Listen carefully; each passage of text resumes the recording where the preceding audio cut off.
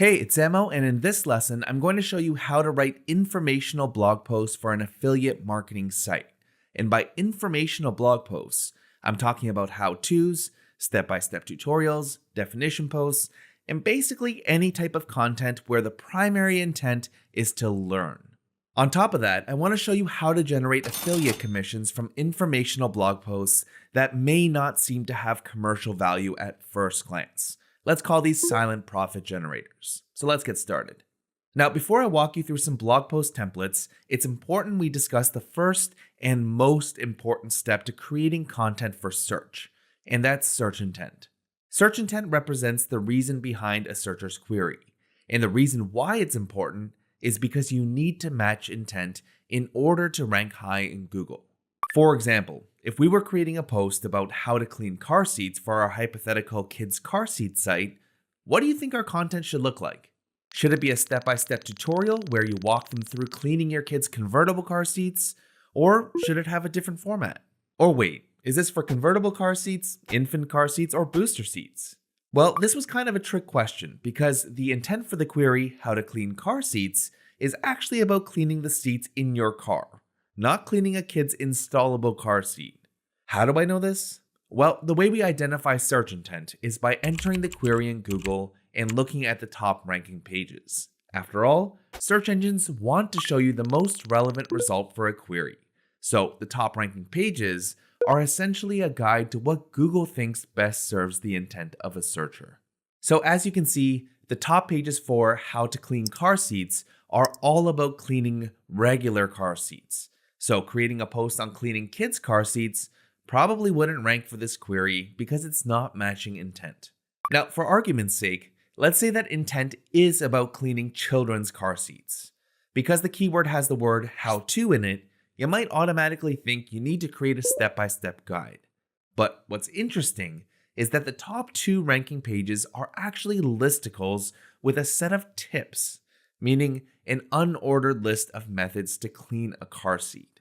So if you want to compete, you should follow suit and create a post with a similar format to improve your chances of ranking high. We have a full SEO course for beginners where we go much deeper into matching search intent and actually creating optimized content for search. So I highly recommend watching that. I'll link that up and some SEO content writing tutorials in the description. All right, let's move on to a few blog post templates you can use for different types of informational content. And all of these content pieces will contain a title, introduction, body, and conclusion.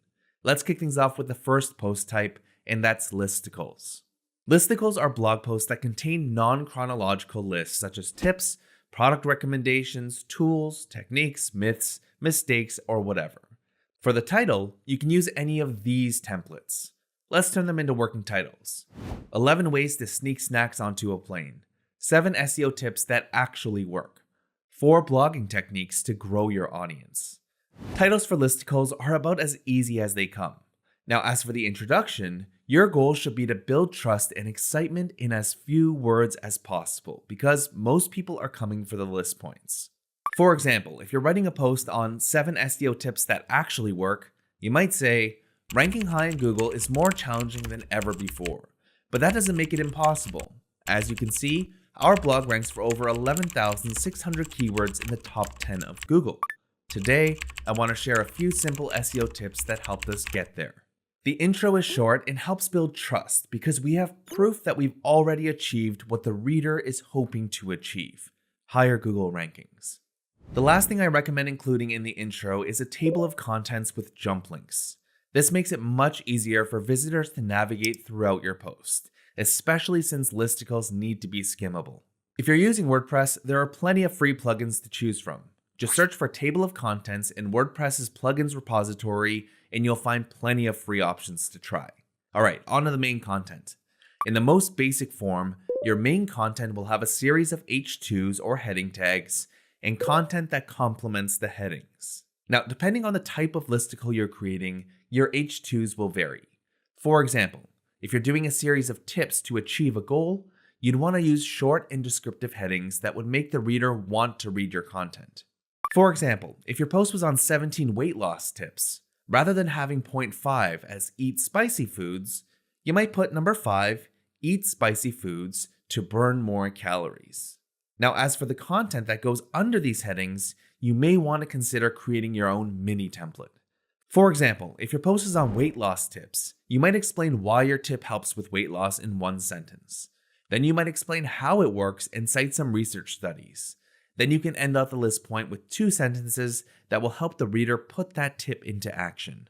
Consistency creates a predictable reading experience for your visitors, and it also helps you as a writer to avoid tangents which break flow. So with a mini template in hand, it'll just be a matter of filling in the blanks for each subheading, and before you know it, you'll be onto your conclusion. For list points, I wouldn't overthink the conclusion. The majority of people aren't even going to get here, but it's still important to create closure for people who do. My recommendation is to briefly summarize a key takeaway and then recommend additional content that's related to your post. And internal links are good to use because they pass link authority and overall create a better user experience for your readers. So here's a sample of what this template looks like. Feel free to pause or rewind to make sure we're on the same page, and then let's move on to the next blog post template, which are step-by-step tutorials. Step-by-step guides are your typical how-to posts where you run through a series of chronological steps to teach how to accomplish something. Now, for the title, you can use one of these formats to get started. So if we turn these into real titles, they might be How to Build a Deck, 7 Steps, How to Start a Business, Even If You Don't Have Money, How to Find Email Addresses for Link Building, Fully Automated. Now, for the intro, write a short one using the PSP method, which stands for Problem, Solution, and Proof. For example, let's say you have a step-by-step guide on how to do YouTube keyword research. Your intro might read, looking to grow your YouTube channel and attract more views? The trick is to target topics with search demand. This is the approach that helped us grow our YouTube channel from 10,000 to over 200,000 monthly views in 1 year. Now, the reason why the PSP method is effective is because people who are reading a step-by-step guide usually come with a problem. They're looking for a solution, and if you have proof of that solution, you'll get their attention. Alright, so with the intro in the books, we need to write the main content, which will be your step-by-step instructions. And because step-by-step guides have a logical sequence of instructions, you can use your H2s as the main steps. For example, our post on YouTube keyword research might have H2s like Step 1, map out a hierarchy of topics. Step 2, generate keyword ideas. Step 3, check search intent, and so on and so forth. As for the conclusion, just keep it short and sweet because step-by-step guides tend to be quite long. Again, I recommend adding internal links to other relevant posts so you don't leave readers who want more at a dead end. So from our hypothetical YouTube keyword research post, we might link to our guides on YouTube SEO and getting more subscribers on YouTube. Both are relevant to YouTube keyword research and serve what a reader might want to learn next. Here's a sample of what this template looks like. Feel free to pause or rewind to make sure we're on the same page, and then let's move on to the next blog post template, which is for the expanded definition post.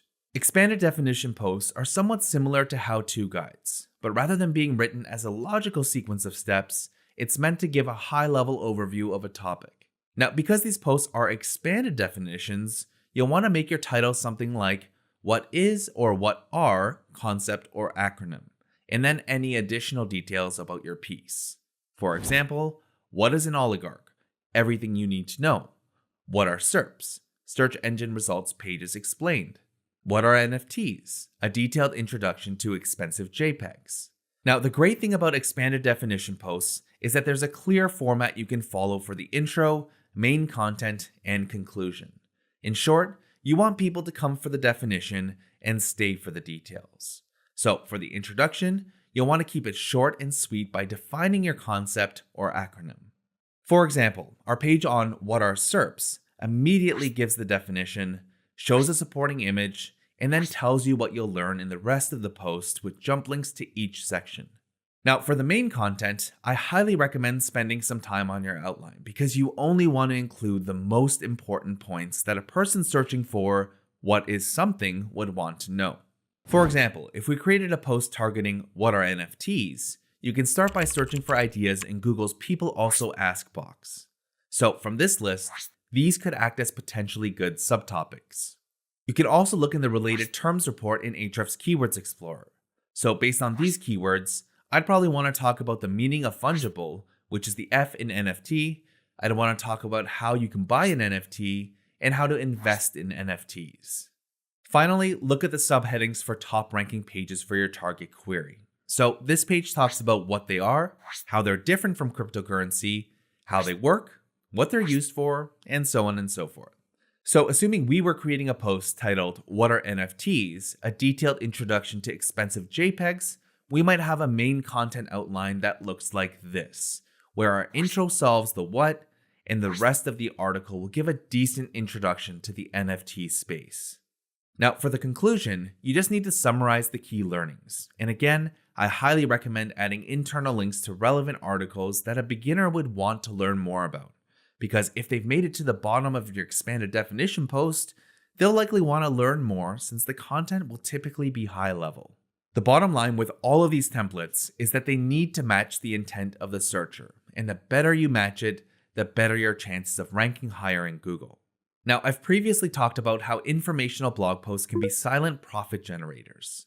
The way you do that is by creating product-led content. And product-led content is simply content that helps people solve a problem with the help of your product. Now, since you, as an affiliate, won't own the products you recommend, you can think of it as creating product-led content for other companies, but post it on your own site. For example, let's say you have a DIY home improvement site where you recommend various tools like drills, drivers, and other tools. You might want to create a post on how to winterize your sprinkler system, which gets an estimated 2,700 monthly searches in Google. Now, as far as I'm aware, you need an air compressor to winterize your sprinkler system, so it would be super natural to organically plug this product in your post. And because air compressors aren't exactly a common household item like a hammer, some of these people will likely take your advice and buy one through your link, leading to a commission. We have a full tutorial on product-led content that I highly recommend watching if you want to learn how you can master silent profit generators for your affiliate site. And that wraps up this module. In Module 5, we'll be talking about link building for affiliate sites. Get good at this, and you'll have no problems generating consistent traffic from search engines. I'll see you there.